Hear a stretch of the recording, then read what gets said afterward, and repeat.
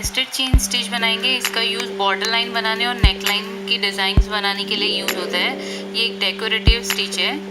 उसके लिए सबसे पहले स्टार्टिंग चेन स्टिच से करते हैं।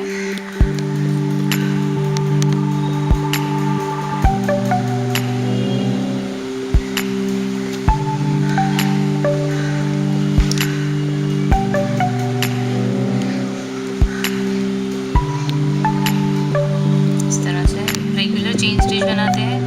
फिर उसके टॉप पर एग्जैक्टली इधर ऑलमोस्ट यहाँ पर अप्रॉक्सीमेटली थोड़े से फैब्रिक को इस तरह से लिया जाता है और थ्रेड को नीचे से नहीं ऊपर से डालेंगे, इसके अंदर ऊपर से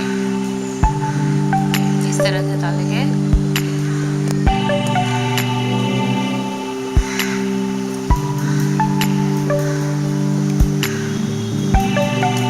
और इस तरह से करेंगे। इसको नीचे से इसका थ्रेड को निकाल देना है।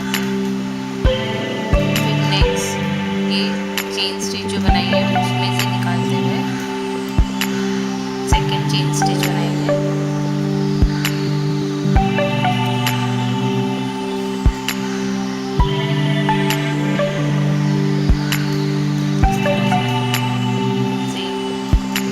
लेवल में लेंगे, थोड़े से फैब्रिक को इस तरह से लेंगे, थ्रेड को ऊपर से